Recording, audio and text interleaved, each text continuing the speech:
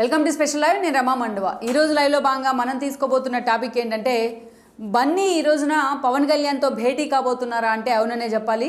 ఎందుకంటే గత కొంతకాలంగా వాళ్ళిద్దరి మధ్య గ్యాప్ పెరిగిందనే వార్తలు రావడం కానీ, అదేవిధంగా వాటిని ఎండార్స్ చేసే విధంగా బన్నీ లాంటి వాళ్ళు వ్యవహరించిన తీరు కానీ మనకు తెలిసిందే. దీని అన్నిటినీ పూర్తి స్థాయిలో దీనికి ఒక ఫుల్ స్టాప్ పెట్టేందుకు కూడా అల్లు అరవింద్ లాంటి వాళ్ళు ట్రై చేస్తూ వచ్చారు.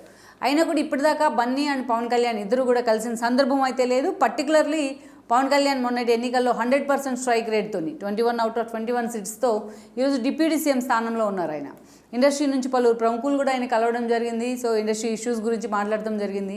బట్ వాళ్ళ రూపంలో అల్లు అరవింద్ కూడా పవన్ కళ్యాణ్తో కూర్చున్నారు. తన కొడుకు తరపున అల్లు అరవింద్ రాయబారం చేశారన్న చర్చ కూడా అప్పట్లో తెర మీదకి వచ్చింది. కానీ ఈరోజు చూస్తే ఏకంగా బన్నీనే ఏదైతే పవన్ కళ్యాణ్తో భేటీ కాబోతున్నారని కూడా వార్తలు వస్తూ ఉన్నాయి. అయితే దీన్ని ఎండార్స్ చేసే విధంగా సోషల్ మీడియా వేదికగా కూడా జనసేన సైనికుల వైపు నుంచి కొన్ని కీలక చర్చలు అయితే జరుగుతున్నాయి. కొన్ని ఏదైతే డిబేట్ సబ్జెక్ట్ అయింది ఈ అంశం, బన్నీ పవన్ కళ్యాణ్తో భేటీ అవుతారనే అంశం కూడా ఒక డిబేటబుల్ సబ్జెక్ట్గానే మారింది. అయితే నిజంగానే బన్నీ పవన్ కళ్యాణ్తో భేటీ అయ్యే అవకాశం ఎంతవరకు ఉంది? బన్నీ స్వయంగా తానే పవన్ కళ్యాణ్తో ఇనిషియేషన్ తీసుకోవడం ద్వారా ఇప్పటిదాకా తమ మధ్య ఉన్న గ్యాప్కు ఫుల్ స్టాప్ పెట్టే ప్రయత్నం చేస్తున్నారా? అసలు ఎందుకు ఈ స్థాయిలో వీళ్ళిద్దరి గురించి చర్చ జరుగుతోంది? బన్నీకి పూర్తి స్థాయిలో ఈరోజు అల్లు అరవింద్ చేసిన రాయబారం వర్కౌట్ అయినట్లేనా పవన్ కళ్యాణ్తో? అదేవిధంగా చూసినట్లయితే ఇప్పటికైనా కూడా ఒక మెట్టు దిగి వీళ్ళు ఈ ఇష్యూకి ఫుల్ స్టాప్ పెట్టాలని కూడా ఎందుకు అనుకుంటూ ఉన్నారు? అసలు పూర్తి స్థాయిలో తాము అనుకున్న విధంగా ఆ స్థాయిలో విభేదాలు లేనప్పటికీ కూడా అటు నిజంగానే అల్లు అరవింద్ విషయంలో కావచ్చు, అల్లు అర్జున్ విషయంలో కావచ్చు, ఎందుకు పవన్ కళ్యాణ్ వైపు నుంచి, పవన్ కళ్యాణ్ ఫ్యాన్స్ వైపు నుంచి ఆ స్థాయిలో గ్యాప్ ఉందనే అంశం తెర మీదకి వస్తుంది. సో ఈ అంశాలన్నీ కూడా వాటన్నిటికీ కూడా చాలా దూరం లీడ్ వెళ్ళింది ఈ అంశాలన్నిటికి సంబంధించిన సమాధానాల్లో. ఆ లీడే వీళ్ళిద్దరి మధ్య గ్యాప్ను కూడా పెంచడానికి కారణమైంది.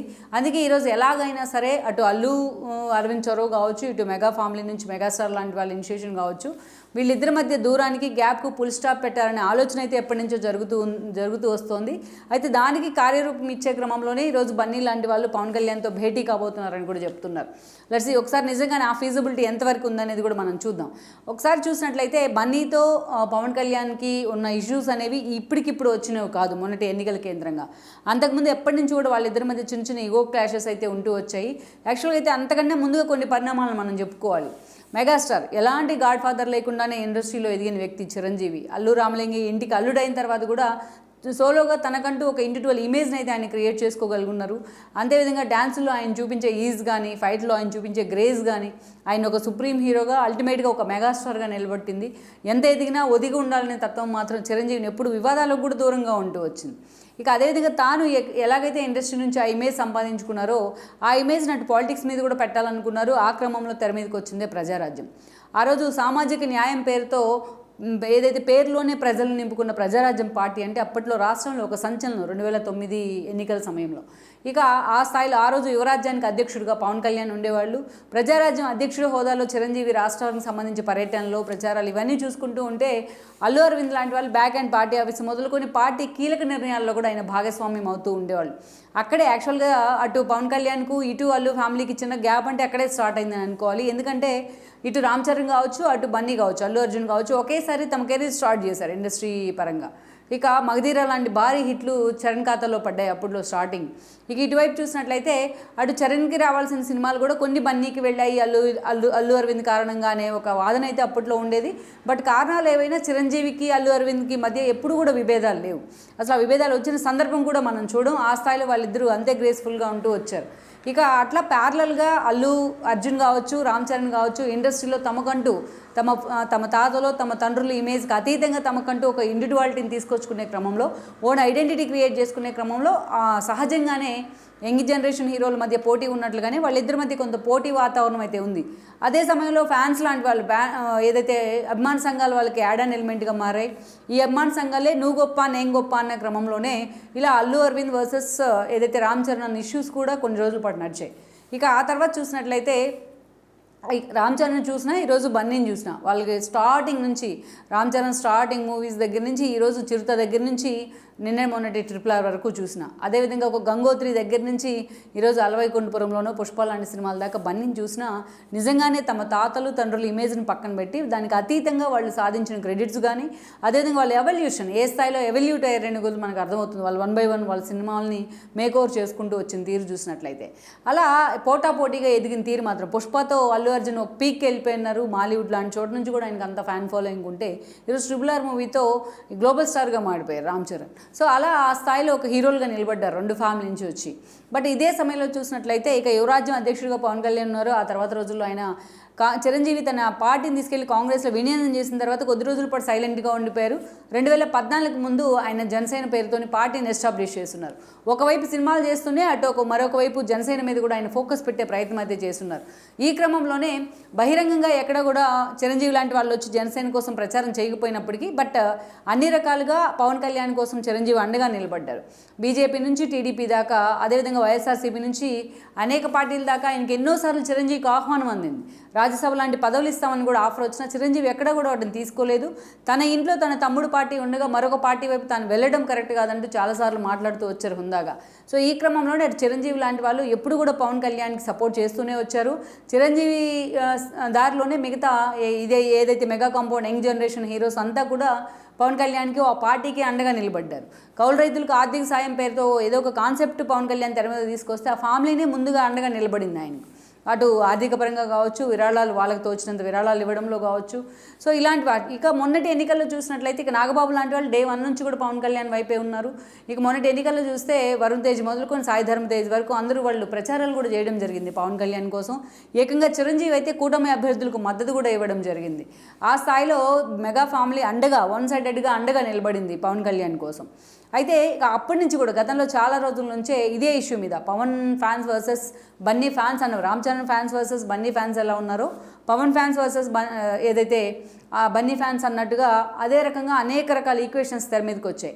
ఈ క్రమంలోనే అనేక ప్రీ రిలీజ్ ఫంక్షన్స్లో కావచ్చు, మూవీ ఫంక్షన్స్లో కావచ్చు, అనేక ఈవెంట్స్లో కావచ్చు జనసేన అభిమానుల నుంచి బన్నీ మీద చాలాసార్లు ప్రెజర్ వచ్చింది పవన్ కళ్యాణ్కి జై కొట్టాలని. నేను కొట్టని బ్రదర్ అంటూ కూడా ఆయన మాటలు కూడా నిజంగానే పవన్ కళ్యాణ్ ఫ్యాన్స్లో ఆగ్రహాన్ని పెంచాయి. ఇండస్ట్రీలో చూసినట్లయితే ఈ జనరేషన్లో మిగతా హీరోలంతా ఒక ఎత్తు, పవన్ కళ్యాణ్ ఒక్కడే ఒక ఎత్తు అన్నట్టుగా ఆయనకు ఒక ఫ్యాన్ ఫాలోయింగ్ ఉంది. ఆ స్థాయిలో ఫ్యాన్ బేస్ ఉంది. ఈరోజు జనసేన 100% స్ట్రైక్ రేట్ సాధించిందంటే కేవలం జనసేన కార్యకర్తలే కాదు, Pawan Kalyan fans mega fans కూడా వన్ సైడెడ్గా పవన్ కోసం నిలబడ్డారన్నది వాస్తవం.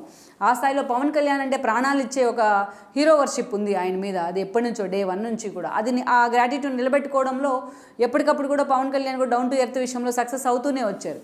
ఎక్కడైతే పవన్ కళ్యాణ్ని చిరంజీవి లాంటి వాళ్ళు ఎక్కువ చేర్చుకుంటూ ఉంటే ఏదైతే చిరంజీవి రాజకీయాల్లో లేకపోయినా పవన్ రాజకీయాల్లోకి వెళ్ళటాన్ని కూడా చిరంజీవి లాంటి వాళ్ళు స్వాగతిస్తూ ఉంటే బట్ బన్నీ లాంటి వాళ్ళు మాత్రం పవన్ కళ్యాణ్ని టార్గెట్ చేసే విధంగా మాట్లాడుతాన్ని అంత ఈజీగా పవన్ కళ్యాణ్ ఫ్యాన్స్ డైజెస్ట్ చేసుకోలేకపోయారు. ఆ తర్వాత పరిణామాలు చూసినట్లయితే ఇక చిన్న చిన్న ఇష్యూస్ అన్నీ కూడా ఇలా వీళ్ళ మధ్య గ్యాప్ను పెంచుతూ వచ్చాయి. పర్టికులర్లీ అల్లు రామలింగయ్య శత జయంతి ఉత్సవాల సమయంలో ఇలాంటి ఇష్యూలన్నిటికీ అల్లు అరవింద్ ఫుల్ స్టాప్ పెట్టే ప్రయత్నం చేశారు. స్వయంగా ఆయనే ఇనిషియేటివ్ తీసుకున్నారు. ఆ కార్యక్రమాన్ని ఏర్పాటు చేయడమే కాదు, చిరంజీవిని విశిష్ట అతిథిగా అక్కడికి ఆహ్వానించడం కానీ, చిరంజీవిని పొగుడుతూ ఆకాశానికి ఎత్తేయడం కానీ, అదే వేదిక నుంచి చిరంజీవి బన్నీ లాంటి వాళ్ళతో ఒక క్లోజ్ అసోసియేషన్ మెయింటైన్ చేయడం కానీ ఇక ఆల్మోస్ట్ వాళ్ళ మధ్య గ్యాప్కి ఫుల్ స్టాప్ పడ్డట్లే అని అందరూ అనుకున్నారు. అయితే ఎన్నికల సమయం వచ్చేటప్పటికి 2024 ఎన్నికల సమయం వచ్చేటప్పటికి జనసేన భవిష్యత్తు కూడా చాలా కీలకమైంది. పవన్ కళ్యాణ్ కూడా ఏదైతే ప్రభుత్వ వ్యతిరేక ఓటు చీలొద్దంటూ ఆయనే ఇనిషియేషన్ తీసుకొని అటు టీడీపీని ఇటు బీజేపీని అందరినీ ఒకే వేదిక మీద తీసుకొచ్చి ఈ రోజున తన మీద విమర్శలు వచ్చినా సరే 21 సీట్స్ ఎందుకు తీసుకుంటారనే విమర్శలు వచ్చినా, అంత తక్కువ సీట్లకే పవన్ కళ్యాణ్ ఎందుకు పరిమితం అయ్యారనే విమర్శలు వచ్చినా బట్ 100% స్ట్రైక్ రేటే నాకు ముఖ్యమంత్రి కూడా ముందుకెళ్లారు. ఈరోజు ఎన్ని సీట్లు తీసుకున్నామన్నది కాదు, ఎన్ని సీట్లు గెలుపు సాధించేది ముఖ్యమంత్రి కూడా ఆయన మాట్లాడుతూ వచ్చారు. దాన్నే నిజం చేసేలాగా ఆ మెగా ఫ్యామిలీ అంతా కూడా ఆయనకు అండగా నిలబడింది ఫ్యాన్స్తో పాటు. ఎప్పుడైతే చిరంజీవి లాంటి వాళ్ళు మెగా ఫ్యామిలీ మద్దతుగా నిలబడిందో అప్పుడు అపార్ట్ ఫ్రమ్ ఏదైతే హీరోస్ మెగా ఫ్యామిలీ నుంచి మొత్తం పవన్ కళ్యాణ్కి సపోర్ట్ అయితే వచ్చింది. జనసేనకి ఆ స్థాయిలో ఓట్లు గుద్దారని అనుకోవాలి. అందుకే 21 out of 21 సీట్స్ సాధించమంటే అది సామాన్యమైన విషయం కాదు.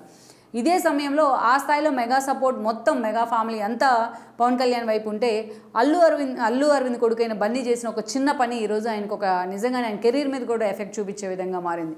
ఎన్నికలకు ముందు ఎన్నికల ప్రచారంలో భాగంగా.